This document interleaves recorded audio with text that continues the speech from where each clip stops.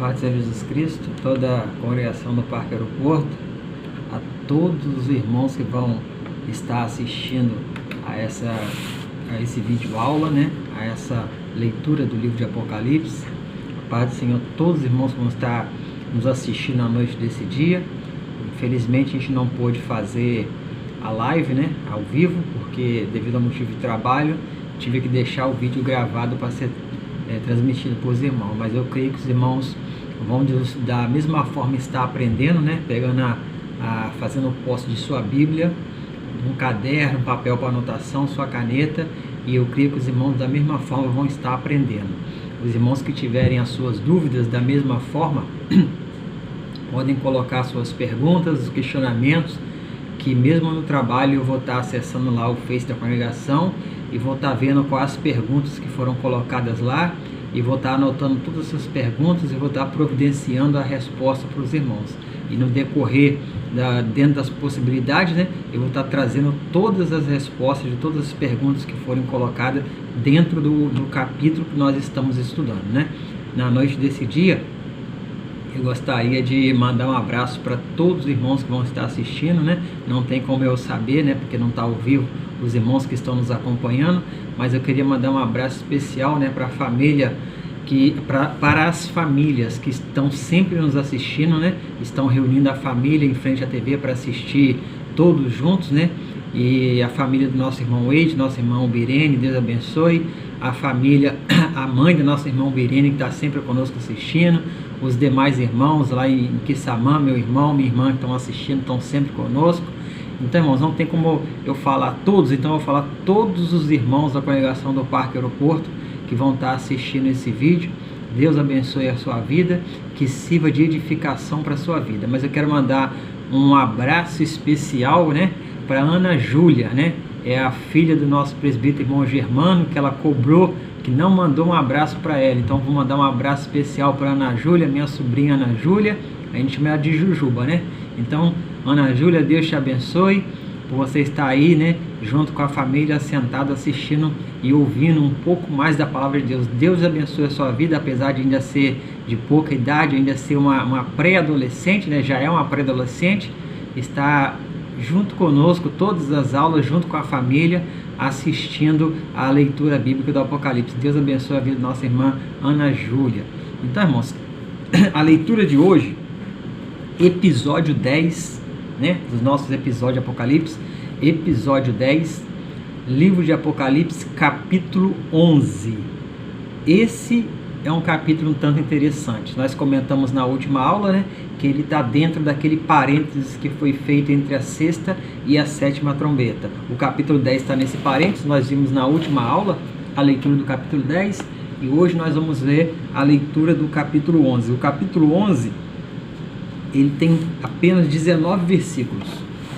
E eu vou dividir o capítulo 11, antes da gente ler versículo por versículo, e é bom que você esteja atento a isso. Eu vou fazer uma pequena divisão do que é abordado em cada grupo de versículos, porque se você pegar o capítulo e fazer a leitura direta do versículo 1 ao versículo 19, talvez por isso você tenha alguma dúvida para entender qual é o assunto do capítulo 11 de Apocalipse. Talvez você tenha uma dúvida disso, porque você pega, lê os 19 versículos do primeiro ao 19. Só que se você analisar qual é o que está falando em cada um desses versículos, ou um grupo de versículos, qual é o assunto que está sendo abordado ali, vai ficar mais fácil para o nosso entendimento na leitura do livro de Apocalipse. Então, dos 19 versículos que tem em Apocalipse, a divisão é bem simples, né? Porque o que nós encontramos no livro de Apocalipse, no capítulo 11, nós encontramos do versículo 1 ao versículo 2, é relatado a medição do templo. A gente vai falar sobre isso, não vou entrar em detalhe agora, vou só dividir o capítulo 11. Do versículo 1 ao versículo 2, a gente vai falar sobre a medição do templo, o templo de adoração que os judeus vão usar na época da tribulação. Do versículo 3 ao versículo 6, vai falar sobre duas testemunhas enviadas por Deus à terra, que terão poder dado por Deus para testemunhar a mensagem de juízo para os judeus no período final da grande tribulação, nos 3 anos e meio finais. Então, do versículo 3 ao 6, fala sobre essas duas testemunhas. O versículo 7 fala do anticristo. O versículo 8 até o 12 fala da morte dessas testemunhas, que elas foram mortas, assassinadas. Fala da morte dessas duas testemunhas, a exposição dessas testemunhas em praça pública para todo mundo ver, e a ressurreição dessas duas testemunhas após 3 dias e meio. A ressurreição dessas testemunhas após 3 dias e meio. E o versículo 13 é relatado um grande terremoto após essas testemunhas terem sido ressurretas e subido aos céus, né? Elas foram ressurretas e ascenderam aos céus. Então, versículo 13, há um grande terremoto que acontece lá em Jerusalém. A gente vai ver, só estou resumindo. A partir do versículo 15, o que nós vemos a partir do versículo 15? A abertura da 7ª trombeta. Então, é interessante você anotar essas divisões que eu fiz, se for possível você anotar, dependendo da Bíblia que você tem. Por exemplo, a minha Bíblia, a Bíblia que eu uso é a Dake, a Bíblia de Estudo Dake. Ela traz parte dessas divisões. Antes de cada grupo de versículo tem uma nota de rodapé em cima, e como é uma Bíblia de estudo, ela tem parte dessas divisões que eu falei com você, porque eu não estou tirando dessa Bíblia essa divisão, estou tirando do livro que nós estamos estudando, mas a minha Bíblia também tem essas divisões que facilitam o entendimento quando a gente vai ler o capítulo 11 de Apocalipse. Então, do versículo 15, e vai narrar o versículo 15, a abertura da 7ª trombeta. E a partir do versículo 16, vai narrar um regozijo no céu pelo fato de que a abertura da 7ª trombeta mostra que o tempo de Cristo vir para reinar está próximo, está perto. Então há um regozijo nos céus devido a esse fato. Um fato que eu quero colocar desde agora, mas a gente vai falar um pouquinho quando a gente já estiver lendo versículo por versículo. O fato da abertura da 7ª trombeta no versículo 15 de Apocalipse 11, ela é aberta ali. Eu gostaria que você anotasse aí, principalmente os irmãos adolescentes, jovens que estão realmente estudando, meditando e anotando aquilo para realmente aprender e guardar, né? A 7ª trombeta, ela é aberta no versículo 15 de Apocalipse 11. Só que o período de consumação dessa 7ª trombeta, ela vai do 11:15, do capítulo 11, versículo 15, até o capítulo 13, verso 18.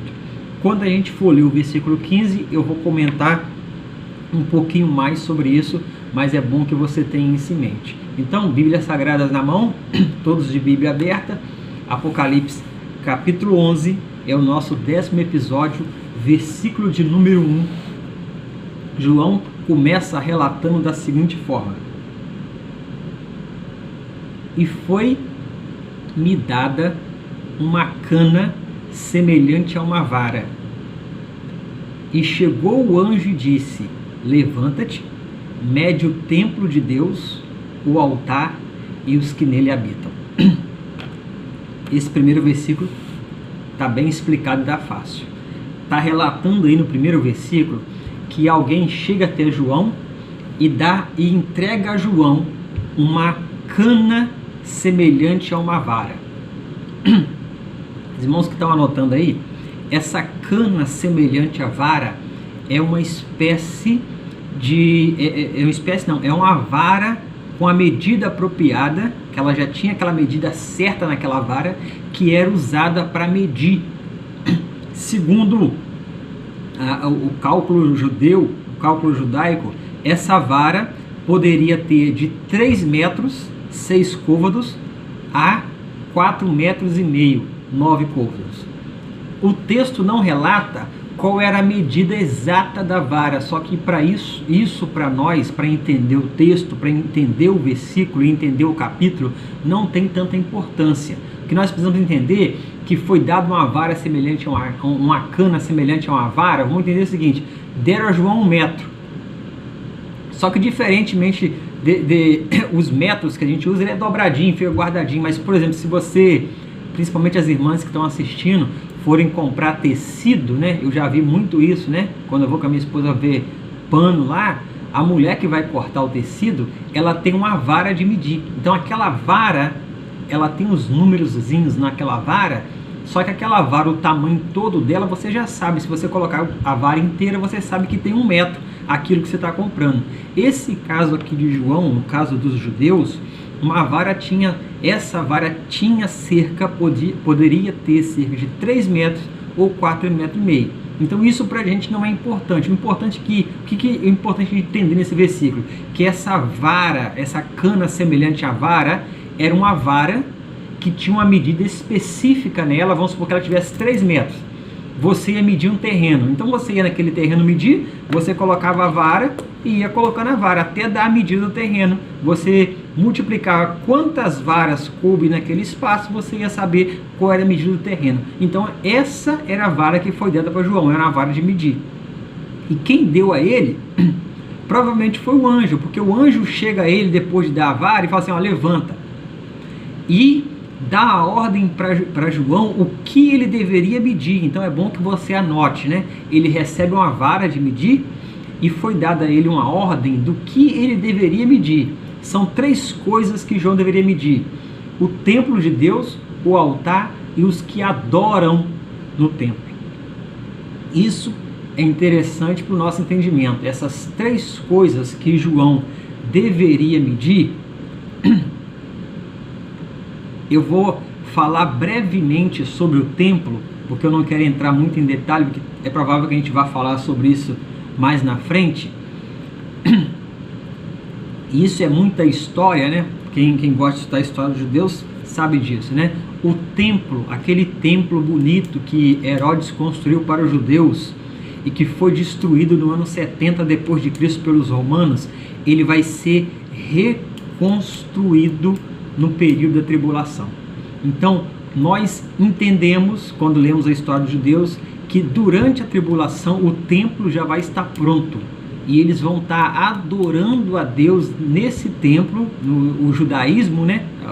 A questão judaica, eles vão estar lá adorando a Deus, fazendo os cerimoniais deles lá no templo, na época da tribulação. Então esse templo vai ser reerguido no começo, assim, vamos botar, da tribulação, porque nessa parte agora, que estamos na metade, nos 3 anos e meio finais, esse templo vai ser violado e profanado, e a gente também vai falar disso mais para frente. Então, qual é a ordem para João? Para ele medir o templo.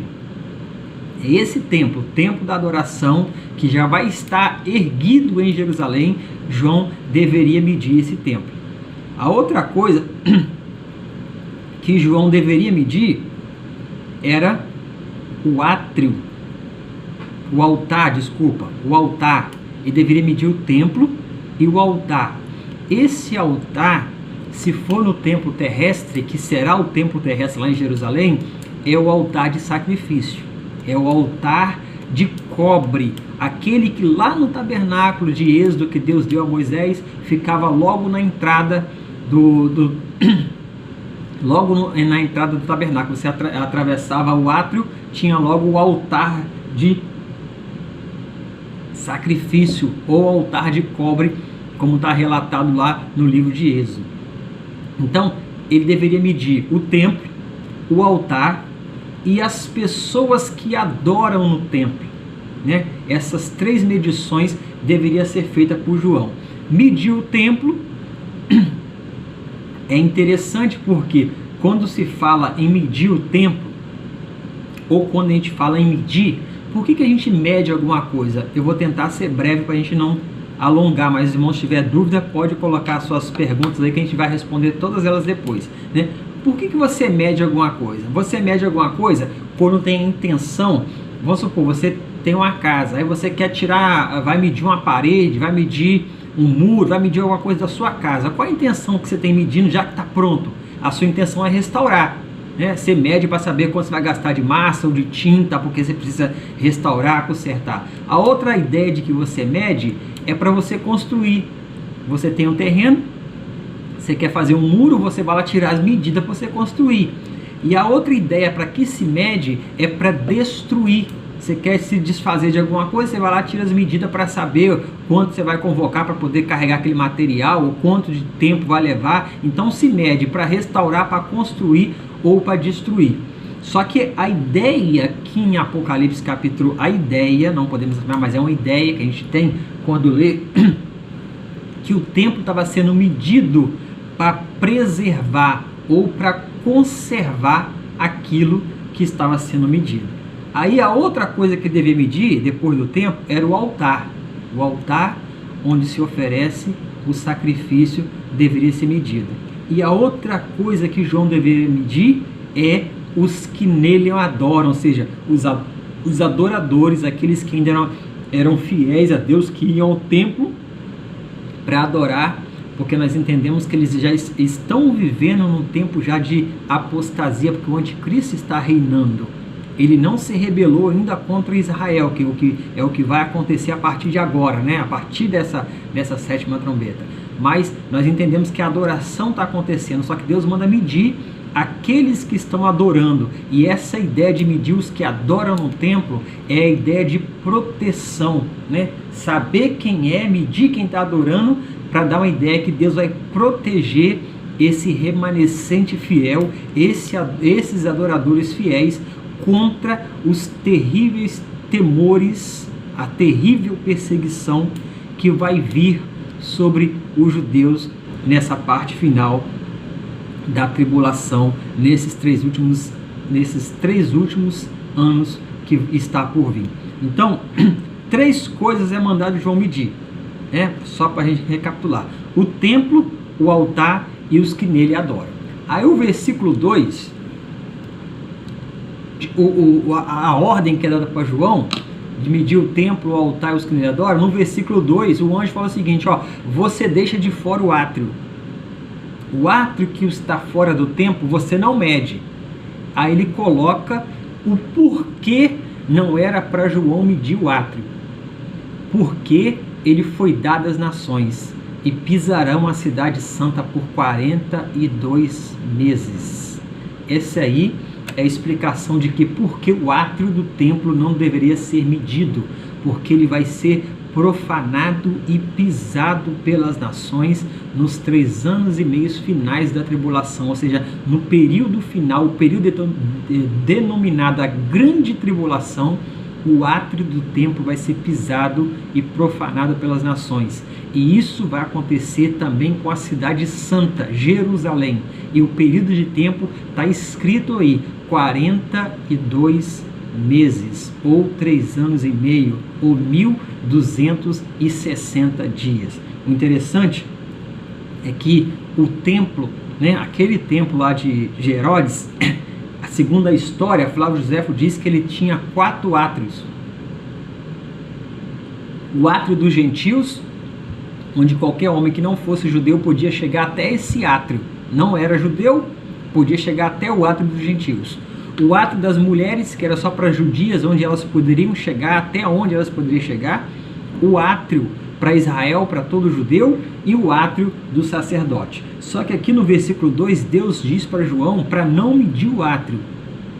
O átrio que está fora do templo não era para ser medido, porque ele foi dado aos gentios. As nações iam pisar nele, iam profanar ele por 42 meses.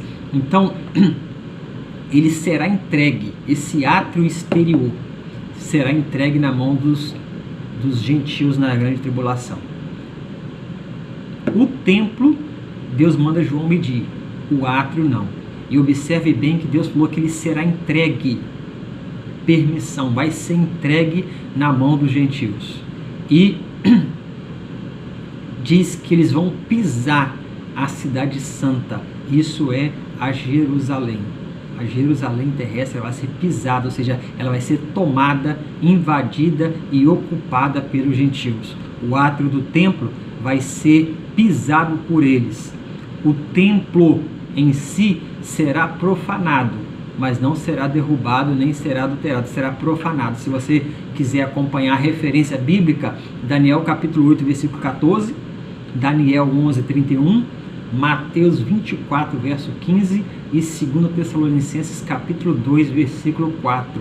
O átrio exterior será entregue na mão dos gentios. Então, isso aí encerra o entendimento do versículo 1 e 2, né? O versículo 1 e 2 do capítulo 11, onde a gente vê Deus entregando a João uma chave, né? um metro, uma vara de medir, e mandando ele medir o templo, o altar e os que nele adoram.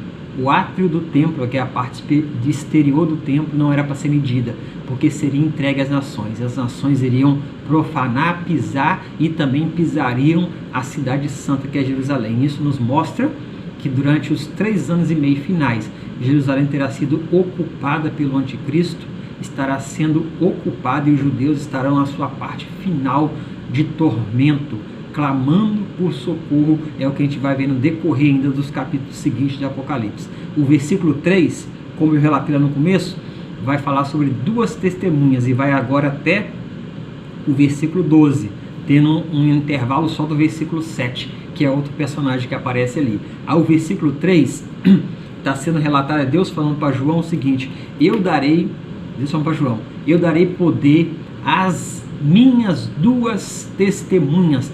Deus chama essas testemunhas dele, pertence a ele, as minhas 2 testemunhas, e elas profetizarão por 1260 dias vestidos de saco. Irmãos, essas 2 testemunhas aí, existe uma série de suposição de quem vai ser. Só que para nós, igreja, para a gente entender o contexto aí dessas 2 testemunhas, não tem tanta importância você saber quem é a pessoa. A questão é você saber o que essa pessoa, o que essas pessoas serão 2 testemunhas irão realizar nesse período de 1260 dias, ou 42 meses, ou 3 anos e meio. Essas 2 testemunhas, para a gente resumir todos esses versículos que vai vir a seguir, né? Eu vou resumir todos os 5 versículos seguintes, então a gente vai só ler os versículos depois. Essas 2 testemunhas serão 2 grandes profetas que serão levantados por Deus no período final, no período mais sombrio da grande tribulação. E a Bíblia fala que Deus vai dar poder a essas testemunhas, a esses 2 profetas. E a gente vai ver o poder que eles têm, vai estar nos versículos seguintes. Mas o que a gente pode ver já desse versículo agora, que nesse período sombrio final da tribulação, Deus vai levantar 2 profetas e vai dar poder a esses 2 profetas. E a gente vai ver por que no decorrer do versículo seguinte. E esses 2 profetas levantados por Deus, eles vão testemunhar para os judeus. A gente entende que o testemunho dele é para os judeus. E eles vão se vestir de saco. Esse saco aí é aquela vestimenta que a gente encontra lá no livro de Esté, quando vai fazer jejum, no livro de Daniel, quando ele vai orar, se consagrar. É uma vestimenta tradicional usada pelos profetas quando eles queriam anunciar uma mensagem de juízo e que essa mensagem estava trazendo para eles muito desconforto. Então eles colocavam essa roupa bem rudimentar, bem rude, essa roupa de saco, para que quando as pessoas vissem eles vestidos nessa roupa, entendessem que a mensagem deles é uma mensagem de desconforto, uma mensagem de juízo, uma mensagem urgente. Então Deus dá poder a essas 2 testemunhas, e essas 2 testemunhas vestidas de saco vão profetizar durante 42 meses ou 1260 dias. É o período final da tribulação. E o versículo 4, Deus está falando que essas 2 testemunhas são como 2 oliveiras e como 2 castiçais, que eles vão estar diante do Deus da terra. Eles vão representar Deus aqui na terra, anunciando o juízo que vai se agravar, o juízo que ainda vai vir. Então, essas 2 testemunhas, conforme eu relatei, existem pessoas que põem nome nessas duas testemunhas, mas não tem nada na Bíblia que nos faz afirmar, que possamos afirmar quem vai ser. Existem várias suposições, várias suposições, mas nós não podemos afirmar quem vai ser. Os versículos seguintes, quando descreve o poder dessas testemunhas, é o que leva alguns a tentar adivinhar o nome deles, mas nós não podemos fazer isso. É claro que a descrição que vai dar do poder das testemunhas nos faz pensar em grandes profetas de Deus no Antigo Testamento que operaram obras semelhantes a que esses dois homens vão realizar na tribulação, mas isso não nos dá a certeza de quem serão esses dois homens. O que a gente pode entender é que essas duas testemunhas vão cumprir a vontade de Deus à risca, vão cumprir o seu propósito. E qual é o propósito? Qual é a missão? Anunciar uma mensagem de juízo divino para os judeus nesse período final da tribulação. O próprio Deus vai observar essa testemunha, vai proteger e vai utilizar dessas testemunhas para anunciar uma mensagem de juízo aos judeus. O versículo 5 vai dizer isso que eu acabei de falar. Se alguém quiser fazer mal para essas testemunhas, vai sair fogo da boca dessas pessoas e vai devorar seu inimigo. E isso aqui é real, Se alguém quiser fazer mal, atacar essas duas testemunhas enviadas por Deus, e essas testemunhas vão estar em Jerusalém, atenta bem para isso. Elas estarão testemunhando em Jerusalém. Se alguém quiser fazer mal contra eles, contra esses profetas de Deus, vai sair fogo e vai consumir o inimigo. E se alguém quiser fazer algum mal contra essa pessoa, a pessoa pode ser até morta. Se alguém quiser fazer algum mal contra essa testemunha enviada por Deus, além do fogo, essa testemunha pode ser até morta. Ou seja, Deus vai levantar dois grandes profetas para anunciar para os judeus uma mensagem, e esses profetas terão poder vindo de Deus a ponto de fazer fogo descer do céu para queimar os inimigos. Quem fez isso na Bíblia foi Elias, Elias fez fogo descer do céu e queimar seus inimigos. Eliseu também fez isso, quando os inimigos zombavam dele. Então, essas testemunhas terão, versículo 6, poder para fazer fechar o céu, para que não chova, enquanto ele estiver profetizando. Se eles quiserem dar ordem ao céu, não chove não, lá onde eles vão estar, lá em Jerusalém, que é o centro da tribulação, é o centro onde essas duas testemunhas vão estar. Se eles der a ordem para não chover, como eles têm poder dado por Deus, Deus vai cerrar o céu e não vai chover, é o que está relatado aqui no versículo 6. E eles têm poder sobre as águas. Se ele quiser converter as águas em sangue, eles também podem fazer. E se eles quiserem rogar algum tipo de praga sobre a terra, eles também têm poder para fazer isso, quantas vezes quiserem fazer. É o que diz o versículo 6. Quantas vezes eles quiserem fazer o céu fechar para não chover, converter água em sangue ou ferir a terra com praga, eles podem fazer nesse período de 3 anos e meio, ou 42 meses, ou 1260 dias, que eles estarão sobre a terra profetizando a mensagem de juízo. Então, eles terão poder dado por Deus e usarão desse poder para fazer sinais e maravilhas, que é converter água em sangue, trazer praga sobre a terra, fazer fogo descer do céu, fechar o céu para não chover, tudo isso com a única finalidade, a única missão, anunciar o juízo de Deus, para que os judeus, alguns judeus, ainda venham se arrepender. E a gente vai ver nos versículos seguintes a situação espiritual que estará Jerusalém nessa época aqui, O versículo diz, versículo de número 7, que quando acabarem o seu testemunho, ou seja, quando finalizar o período de tempo para o qual eles foram enviados para fazer essa obra, ou seja, 1260 dias, 42 meses, quando esse período encerrar, a besta que sobe do abismo lhe fará guerra e os vencerá e os matará.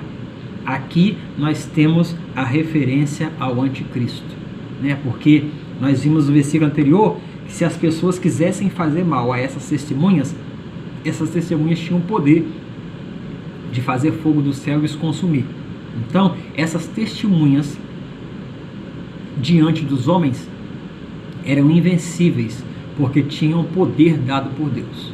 Só que quando encerra o testemunho delas, quando se encerra esses 42 meses, 1260 dias, o poder que Deus tinha dado a esses homens, Deus retira. Então esses dois homens se tornam dois homens comuns. E quando isso acontece, a Bíblia fala que o anticristo, a besta que sobe do abismo, é o anticristo. A gente vai ver no decorrer dos próximos capítulos. Ele vai fazer guerra, ele vai lutar contra essas duas testemunhas, vai vencer essas duas testemunhas e vai matar essas duas testemunhas. Versículo 7, nós vemos a aparição do anticristo, e quando ele aparece, ele vence e mata os dois profetas enviados por Deus, que tinham a missão, que eles cumpriram já a sua missão de anunciar o juízo sobre Israel, sobre Jerusalém. O versículo 8 vai dizer que após esses dois profetas serem mortos pelo anticristo, o corpo desses dois profetas vai ser colocado na praça da grande cidade, Jerusalém.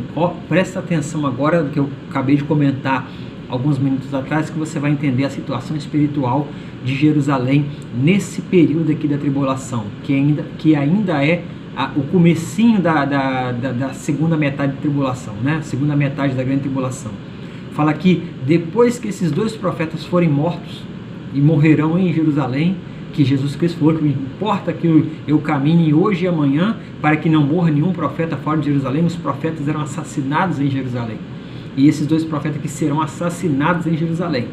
Mas a grande diferença aqui é que depois de mortos, o seu corpo será colocado na praça da grande cidade. Só que aqui o versículo 8 vai dizer que o corpo deles, depois de morto, vai ser colocado na praça da grande cidade, que espiritualmente se chama Sodoma e Egito, onde o seu Senhor, o Senhor daquelas testemunhas, também foi crucificado.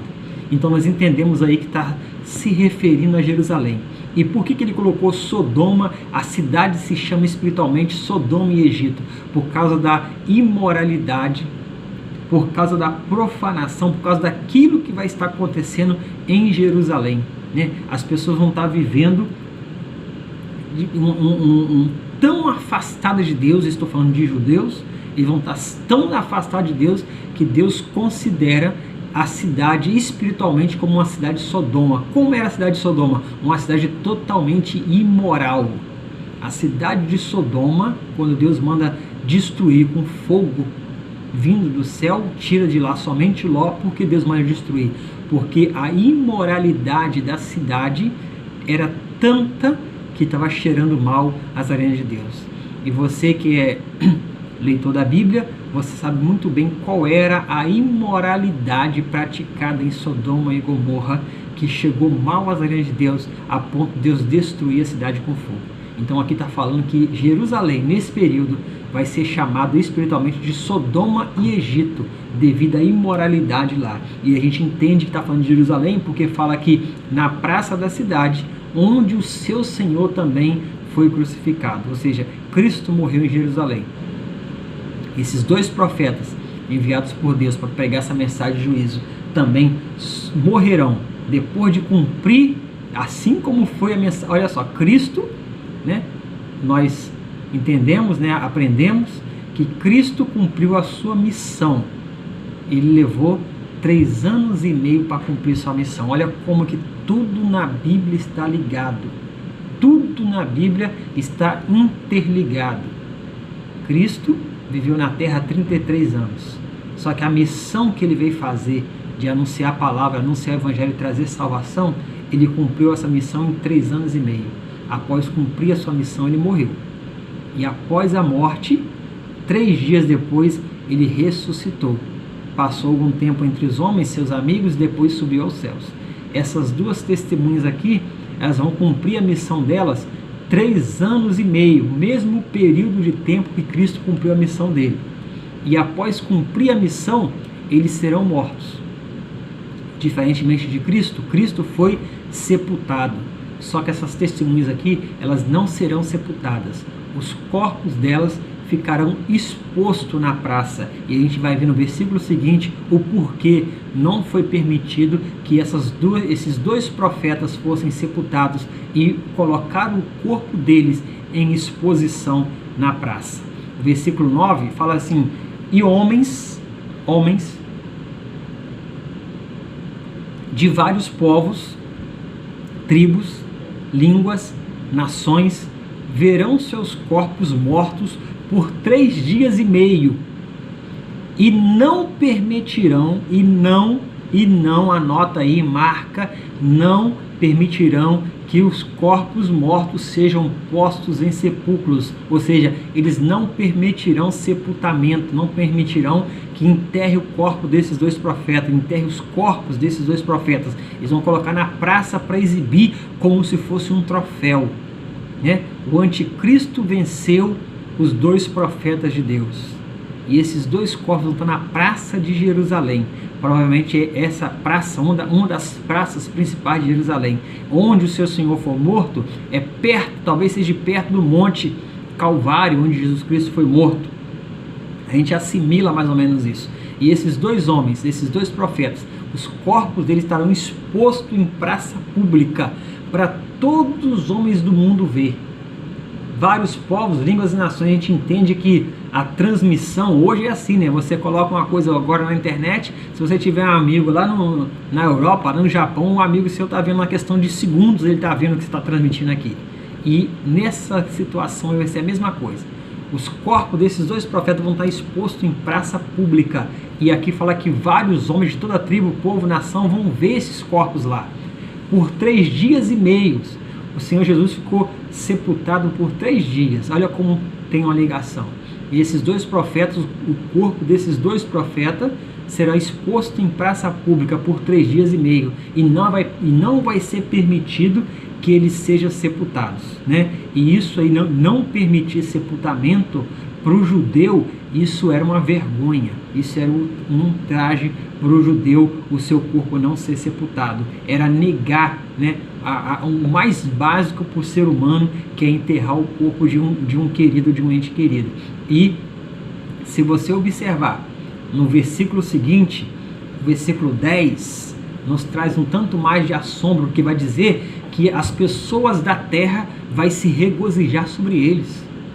Os dois corpos desses dois profetas vão estar numa praça pública em exposição, e as pessoas vão estar em volta ali se alegrando pelo fato do anticristo ter matado esses dois profetas de Deus. E nós estamos falando de, além de povos, que Jerusalém vai estar sendo, já vai ter sido tomada pelos gentios e pelo anticristo, pelas nações gentílicas. Então, muitos desses povos são gentios, mas nós entendemos também que terá judeu ali no meio, se alegrando com o fato desses dois profetas terem sido assassinados pelo anticristo. E é numa dessas ocasiões que esse povo ali, nessas nações gentílicas que vai estar ali em Jerusalém, vão estar exaltando o anticristo, dizendo quem é semelhante a ele.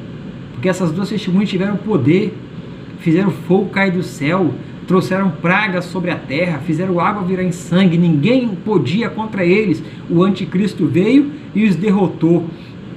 Quem é semelhante ao anticristo? Quem pode ser como ele? E vai ser mais um motivo deles adorarem o anticristo, pelo que ele fez com esses dois profetas, que foi matar e assassinar esses profetas. Então esses dois corpos estarão em exibição em praça pública, e as pessoas vão estar fazendo festa, se alegrando em volta do corpo desses dois profetas. E aqui está falando que eles vão mandar presente um ao outro, porque esses dois profetas tinham atormentado os que habitam sobre a terra. Versículo 10, olha só, para os homens naqueles dias, a mensagem de Deus, uma mensagem de exortação, uma mensagem de juízo, uma mensagem que Deus está trazendo para trazer os homens para eles.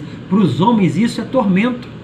E se você observar, você que está assistindo essa aula, se você parar para observar o momento que nós estamos vivendo, para muitas pessoas a palavra de Deus é uma questão de tormento, né? Para muitas pessoas, quando ouvem a palavra de Deus, aquilo incomoda, em vez de trazer um conforto, em vez de trazer uma correção, em vez de nos trazer de volta para o caminho. Para muitas pessoas, ouvir a palavra de Deus, ouvir a mensagem de Deus, ouvir um juízo de Deus, ouvir uma correção de Deus, é motivo de tormento. E muitas dessas pessoas, no dia de hoje, ainda querem matar o profeta. Não tem como ele ir contra Deus, então ele quer fazer o quê? Quer matar o profeta, ele quer apagar a profecia, ele coloca a Bíblia de lado porque não quer aceitar a palavra de juízo que a Bíblia está trazendo para a vida dele, não quer aceitar a exortação que Deus está trazendo através da Bíblia para a vida dele. E aqui ele está regozijando, as pessoas estão regozijando pelo fato da testemunha ter sido mortas, coloca o corpo dela em exibição, ainda se alegra com aquilo e diz que eles estavam atormentando a terra. Aí quando eu li isso aí, eu estava estudando a lição dos adolescentes, E a lição que eu estava estudando dos adolescentes é a respeito do profeta Elias. E eu me lembro que lá no livro de Reis, Acabe, ele diz a mesma coisa para Elias. Acabe era um rei de Israel ímpio, trouxe a idolatria para Israel, trouxe a imoralidade para Israel. Deus levanta Elias com uma mensagem de juízo contra o reino de Acabe, contra os israelitas, uma mensagem de juízo.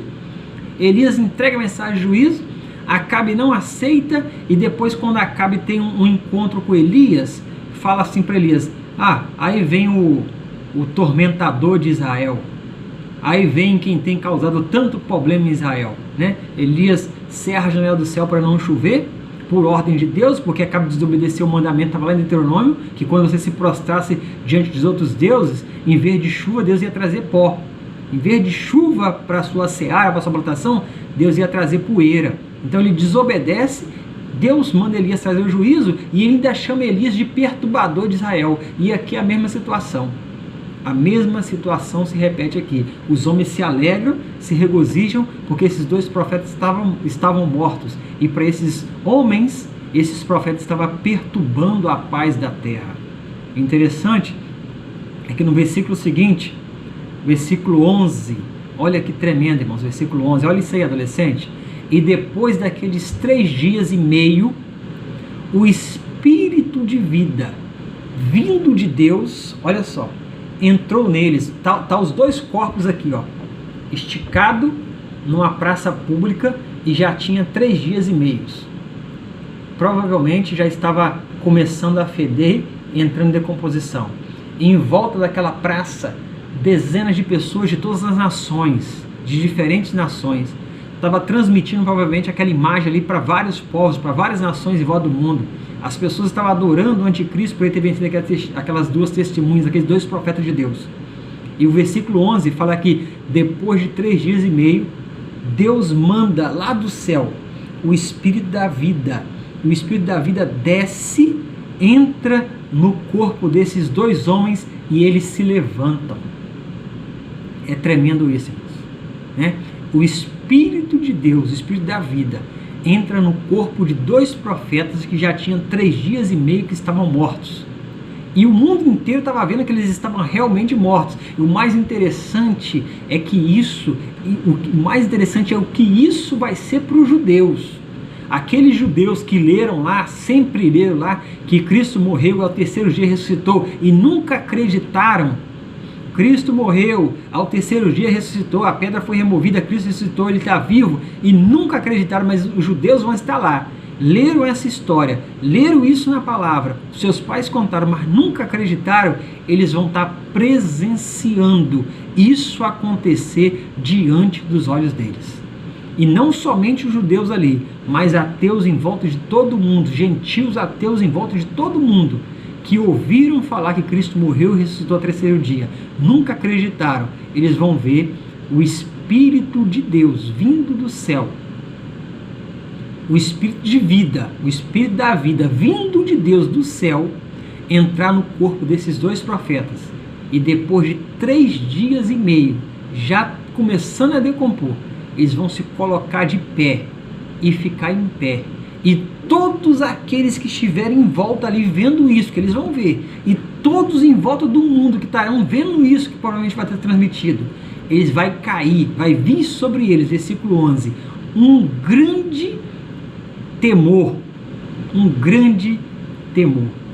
Será uma ressurreição diferentemente da que foi a ressurreição de Cristo, né? Porque Cristo ressuscitou lá no domingo pela manhã e ele ressuscitando ninguém viu. Ele ressurreto, mais de 500 pessoas viram.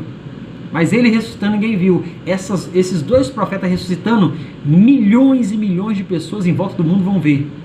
E centenas de milhares de pessoas lá na praça de Jerusalém, e não serão só judeus, também serão gentios, verão esses dois homens ressuscitar. E no versículo 12, fala que quando eles ressuscitam, se coloca de pé, cai um temor sobre aqueles homens ali em volta. O versículo 12 diz que uma voz do céu, uma grande voz do céu clama. E eu creio que quando essa grande voz clama, as pessoas em volta ali também ouvem. Essa grande voz clama lá para aquela praça onde aqueles dois homens acabaram de ressuscitar.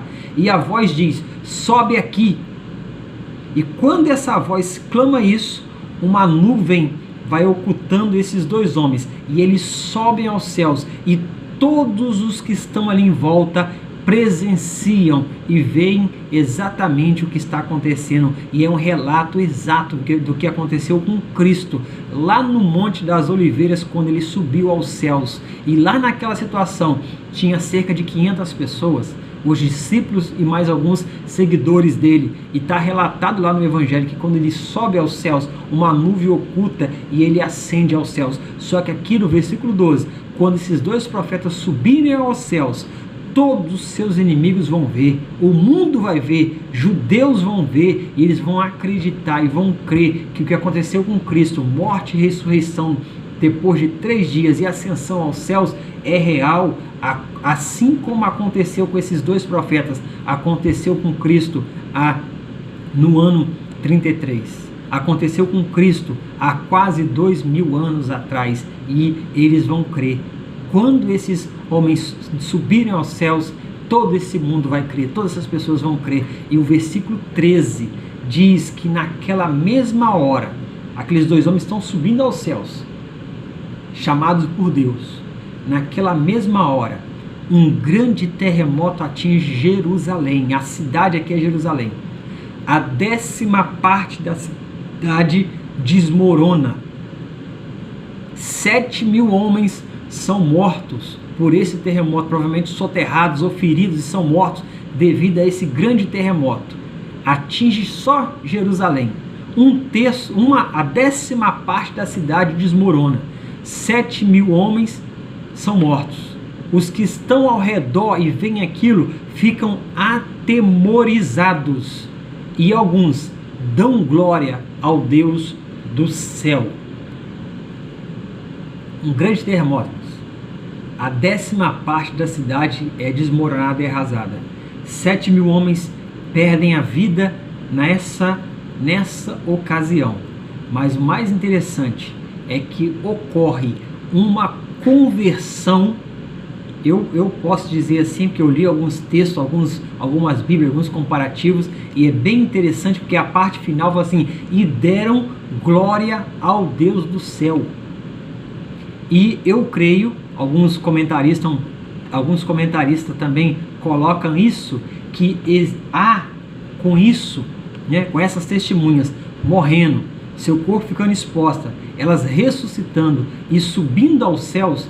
Quando acontece isso, após esse terremoto, esse fato que diz que algumas pessoas dão glória a Deus, segundo o entendimento que se tem, e eu creio assim, que um grande grupo de judeus vão se converter ao verdadeiro Deus nesse acontecimento.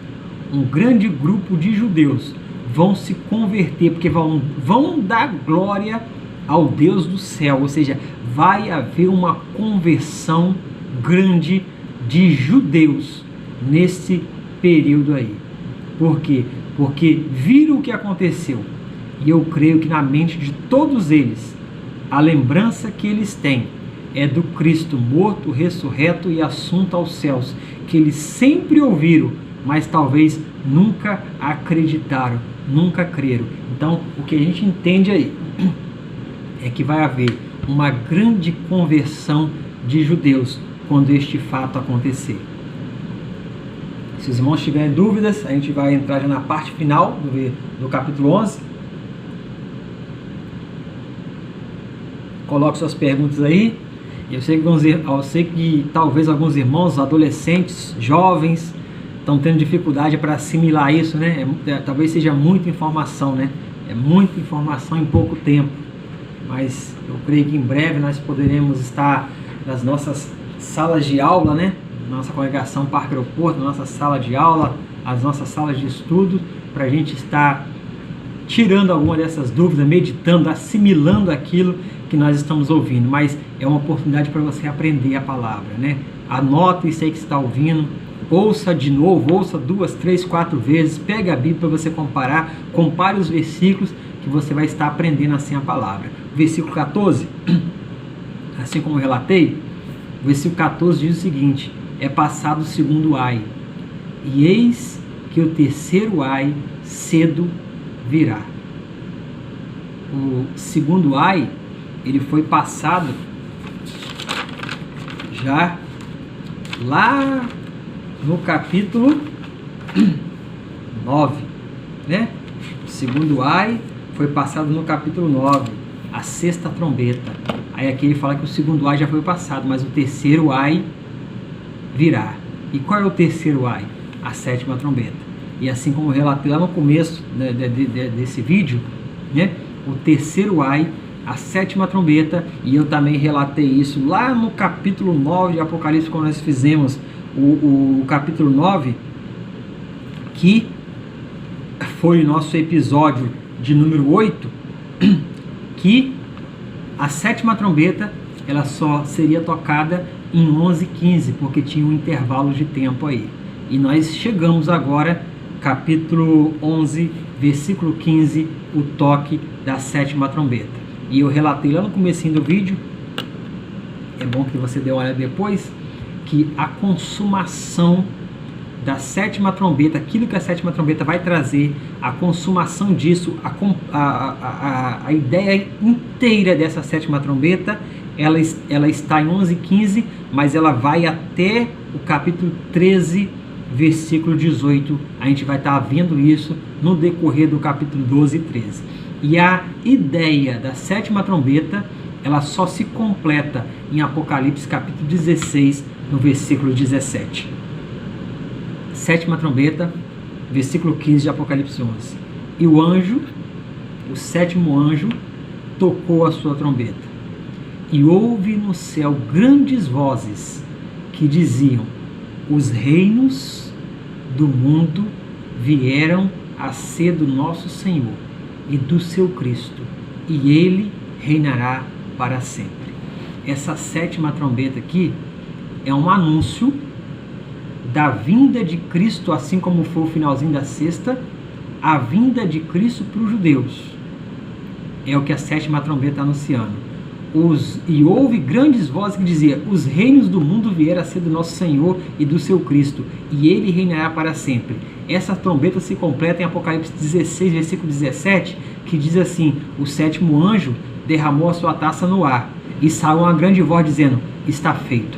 Só que, como eu relatei, irmãos, essa sétima trombeta, ela vai do 11h15 até o 13h18. O que vai acontecer de 11h15 a 13h18? O que realmente acontece com o toque da sétima trombeta.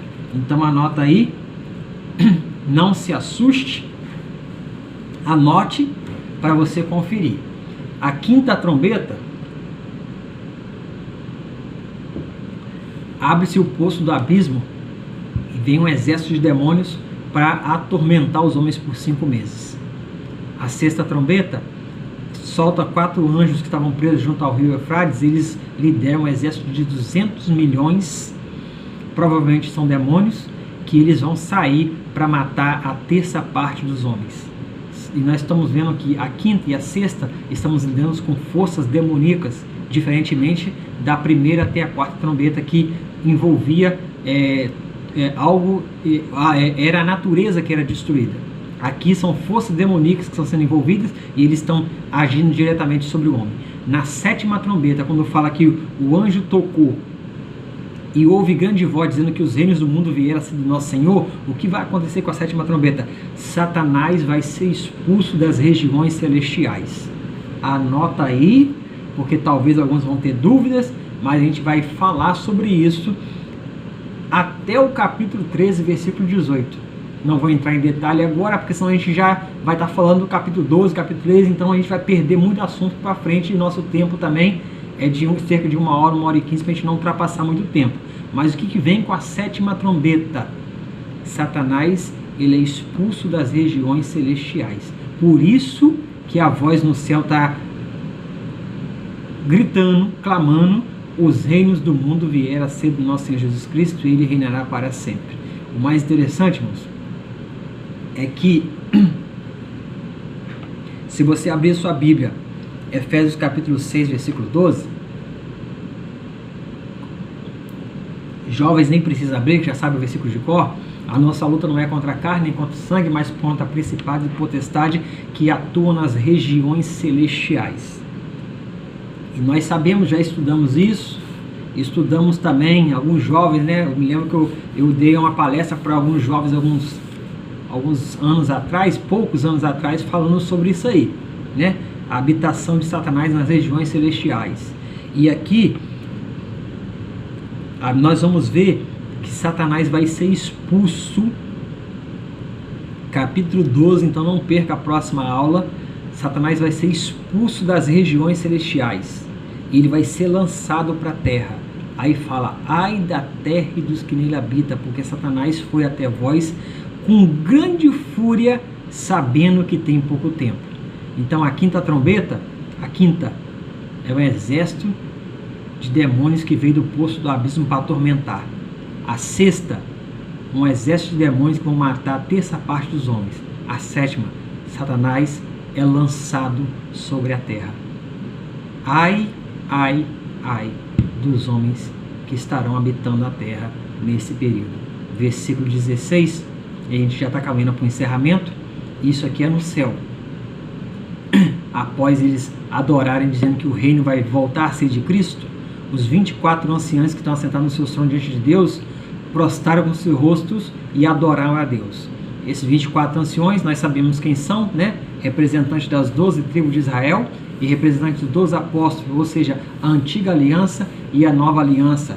Representação. Tem várias explicações sobre isso aí. Nós vemos lá no capítulo 4 e 5 de Apocalipse. Se você perdeu esse vídeo, é só olhar lá no Face da igreja, que vai ser o episódio que nós falamos sobre o trono de Deus e o livro selado e o cordeiro. A gente fala bastante sobre esses 24 anciões. Aqui está dizendo que após o toque da 7ª trombeta, os anciãos, eles dizem, eles prostram com seu rosto e adoram a Deus. E o versículo 17, eles dizem o seguinte: graça te damos, ó Senhor Deus Todo-Poderoso, que és, que era e que há de vir, que tomaste o teu grande poder e reinaste, né?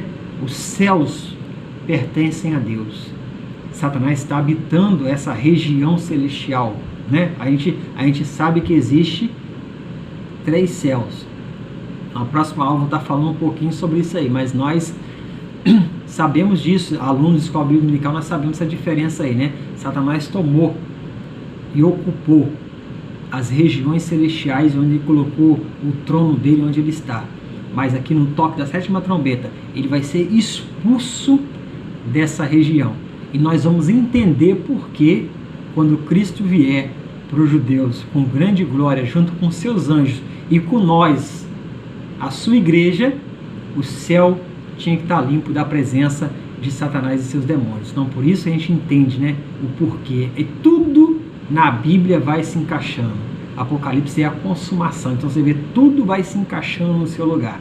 E esses 24 anciãos estão gritando o seguinte, clamando o seguinte: graça te damos, Senhor Deus Todo-Poderoso, que és, que era e que há de vir, que tomaste o teu grande poder e reinaste.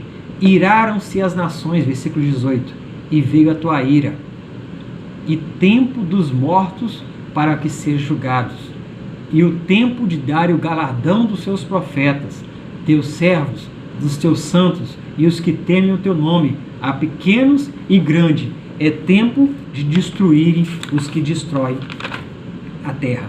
Aqui eu acho algo interessante aqui, a gente já está encerrando, mas eu preciso falar sobre isso. Versículo 18, são os 24 anciões adorando a Deus. Eles dizem o seguinte: iraram-se as nações se iraram contra Deus. Então a ira de Deus veio contra as nações. Aí ele fala que o tempo dos mortos ser julgado está chegando. O tempo dos mortos serem julgados está chegando. E a gente vai ver esse julgamento dos mortos lá no grande tribunal de Cristo, né? Ou trono branco, lá no finalzinho do Apocalipse. E só que já está sendo falado sobre esse assunto aqui, né? É tempo dos mortos serem julgados. E esse julgamento dos mortos, a gente vai falar sobre ele lá e vamos fazer vamos tirar um espaço especial só para falar sobre esse julgamento dos mortos do grande trono branco. Ele fala também que é tempo de dar o galardão dos profetas, aqueles profetas que anunciaram a mensagem, obedeceram a Deus, foram fiéis a Deus em meio à apostasia, em meio à idolatria, em meio a tanta coisa difícil. Esses profetas foram fiéis a Deus, preservaram a mensagem, anunciaram a mensagem. Então esses 24 anciãos estão falando que é tempo de dar o galardão, o prêmio para esses profetas.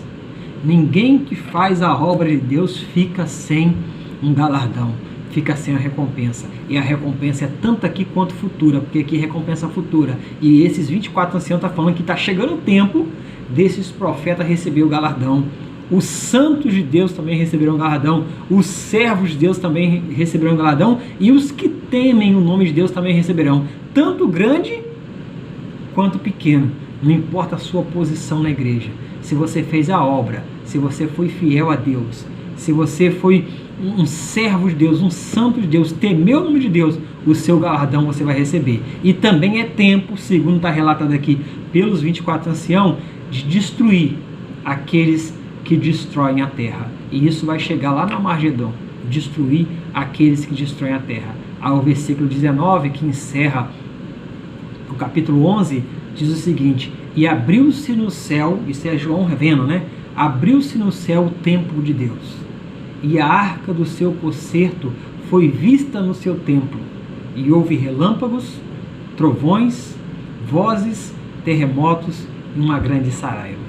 Abriu-se lá no céu um templo de Deus, né? O templo de Deus se abriu no céu, o templo celestial, aquele que é o que tinha aqui na terra, lá em Êxodo, o tabernáculo, era a cópia daquele que tem lá no céu. E João fala aqui no versículo 19 que esse templo se abriu. E quando o templo abre, deu para ver a arca do concerto dentro desse templo. Isso aqui é para os judeus uma simbologia muito grande, né? Porque a arca do concerto para os judeus era um símbolo da presença de Deus no meio do seu povo. Era o símbolo da presença de Deus. E João está relatando que vai abrir no céu o templo de Deus e essa arca vai ser vista. E depois que isso acontecer, vai haver relâmpago, vozes, trovões, terremotos e uma grande saraiva. A gente encerra aqui, versículo 19, o capítulo 11 do livro de Apocalipse. Eu espero que tenha sido bem claro para os irmãos entenderem, né? Eu tentei resumir o máximo possível, agrupar os versículos dentro do contexto daquele grupo de versículos para facilitar o entendimento, para ficar um pouco mais fácil e a gente não perder muito tempo, né? E às vezes tem 3, 4 versículos que eles estão interligados, então se eu ler os 3 juntos e explicar os 3 de uma vez só, né? O entendimento dos 3 de uma vez só, a gente ganha um pouco mais de tempo e entende o assunto geral, né? Então, eu creio que adolescentes El Shaddai, né, foram mais uma vez instruídos e edificados na palavra. Os irmãos da congregação do Parque Aeroporto que estão nos assistindo, Deus abençoe a sua vida. E eu espero em Cristo Jesus, e eu estou orando, né, para que Deus abra o nosso entendimento, não é só o seu, é o meu também, que toda vez que eu vou estar falando para os irmãos, né, eu peço, Deus, abre o meu entendimento para que eu consiga explicar de forma que os irmãos tenham facilidade em entender a tua palavra e guardar a tua palavra. E eu oro nesta noite para que isso venha acontecer na sua vida. Você tenha facilidade de ouvir a palavra, guardar a palavra e praticar a palavra.